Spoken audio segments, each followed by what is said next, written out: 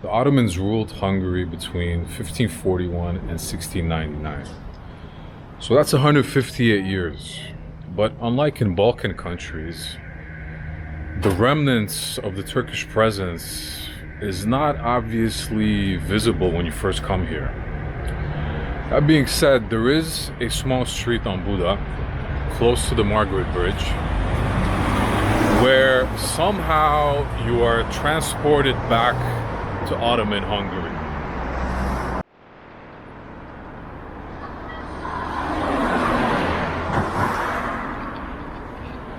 So here I am on a typical Budapest street, nothing out of the ordinary here. But if I turn left on this little street, I'm going to be transported to a totally different world.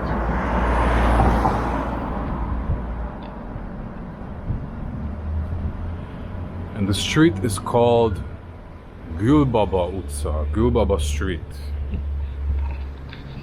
Gül Baba means Father of the Roses in Turkish.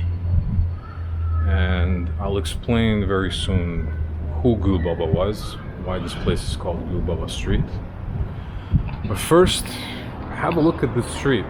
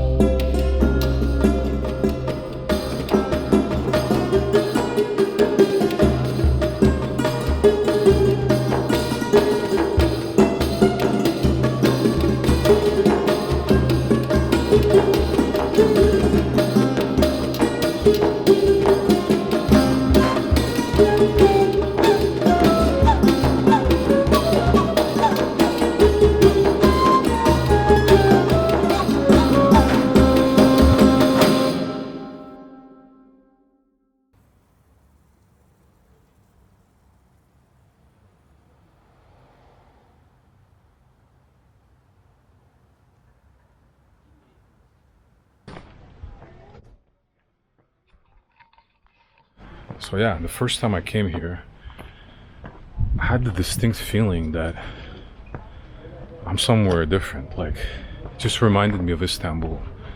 It's the whole layout, the whole feel of this street is totally different from the rest of Budapest.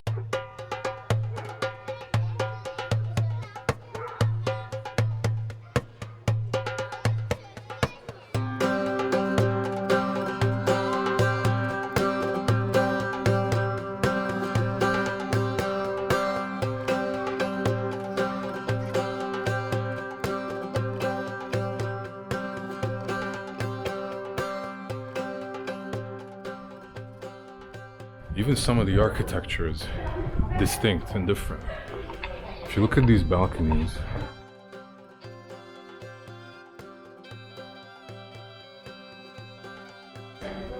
you don't see this in Budapest. This is typical Turkish, Balkan, Middle Eastern style.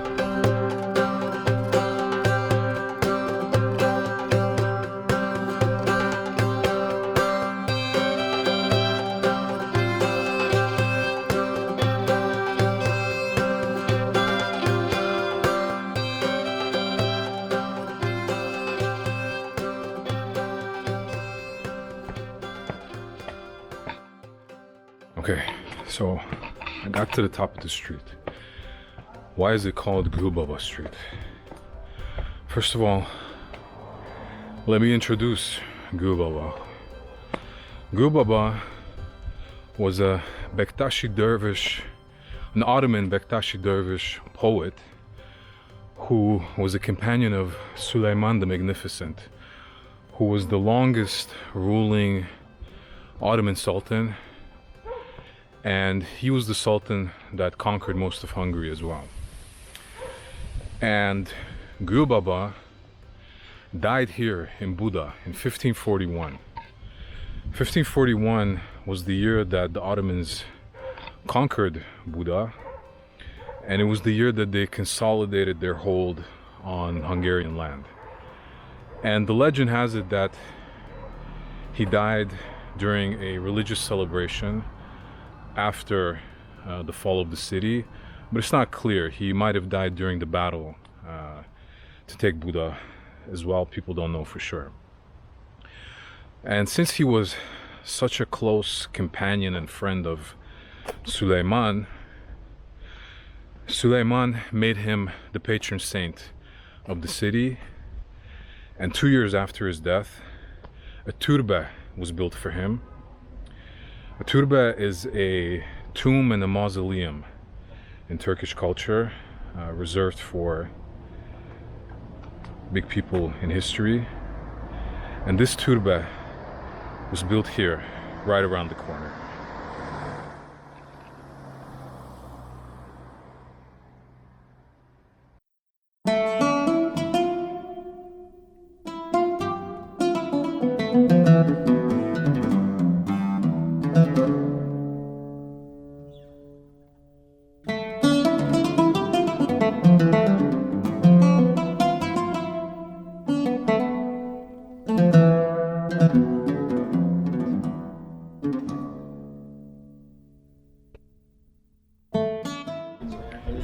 It's the man himself. So Gül Baba in Turkish it means father of the roses. And there are various different legends as to why he got that name. One is that he brought roses to Hungary. But that's historically inaccurate because roses already existed here. The other version is that he used to have a rose in his turban. And there's a third one which says that when he was buried, roses started to grow around his tomb. And his original name was Kel Baba, which means bald father.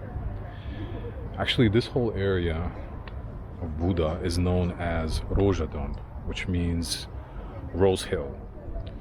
So maybe there is something to that version.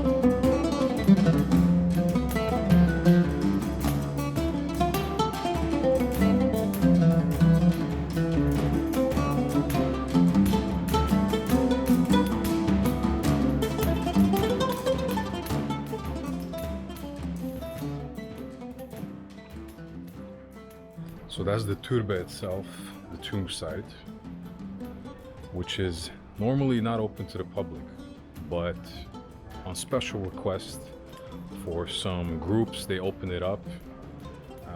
So it is possible to view the actual tomb and the whole setup inside. One thing that I learned inside the museum, which I didn't know, was that, as I was saying earlier, this whole area is called Rojadam, which means Rose Hill. And it was actually named after Gül Baba himself. I had not realized that. I thought maybe there was some connection, but I didn't know it was named after him. So that was interesting. I mean, I always knew there was a cult of Gül Baba in Hungary. He was a quite popular figure, and he became a symbol of Hungarian and Turkish friendship. But I didn't know that this whole area was named after him.